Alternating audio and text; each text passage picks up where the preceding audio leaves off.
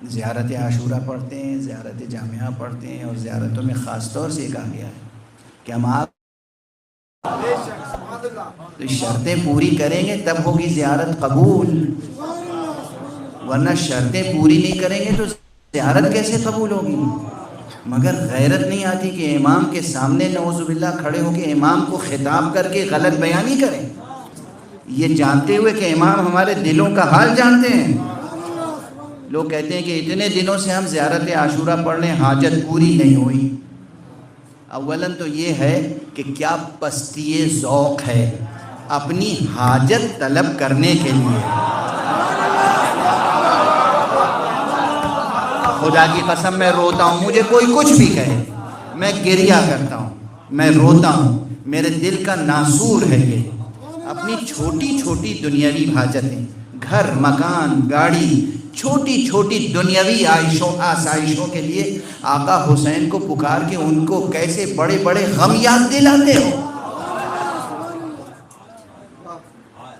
جو صدمے ان پر پڑے ہیں وہ یاد دلا دلا کے طلب کیا کرتے ہیں؟ اپنی آسائشیں، ان کے غم یاد دلا کے طلب کرتے ہیں اپنی چھوٹی چھوٹی آسائشیں۔ کیا ذوق ہے، کس نے تربیت کی ہے آپ کی؟ کیا ذوق ہے؟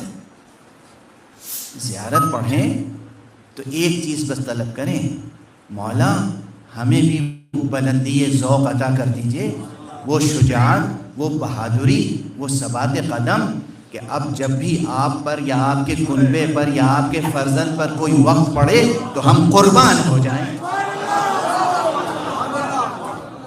زیارت عاشورہ اور زیارت امام حسین پڑھنے کے جذبے میں یہ ہونا چاہیے، یہ نہیں کہ مجھے نوکری چاہیے مولا تو ہم زیارت پڑھ رہے ہیں، 40 دن تک زیارت عاشورہ پڑھ رہے ہیں۔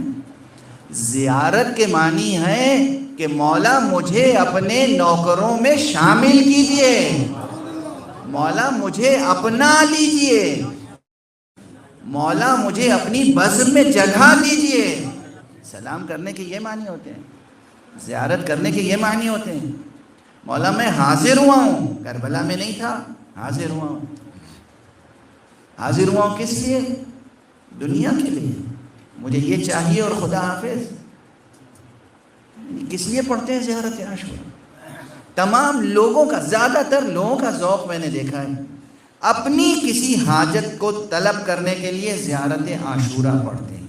اسی لیے بعض عرفاء کا یہ جملہ ہے، یاد دلا دوں کہ زیارت عاشورہ جو ہے چوب دارت، زیارت عاشورہ لگاتار پڑھنے میں تعدیب بھی ہوتی ہے اللہ کی طرف سے، اور اللہ کی طرف سے جب تعدیب ہوتی ہے تو قابل برداشت نہیں ہوتی، یعنی آزمائش ہوتی ہے، امتحان ہوتا ہے، تماچا لگتا ہے، چھڑی لگتی ہے۔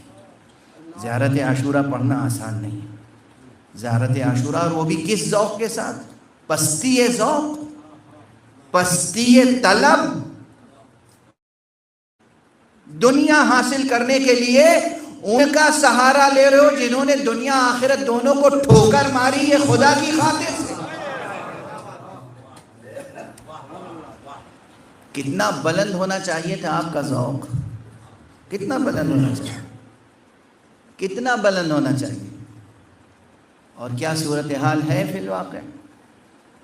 زیارت کے معنی یاد رکھیے کہ زیارت یعنی مولا ہم نے آپ کے بارگاہ میں حاضری دی ہے، حاضر ہو رہے ہیں ہم، اب ہمیں قبول کر لیجئے، اور جہاں آپ کا دل چاہے ہمیں استعمال کر لیجئے۔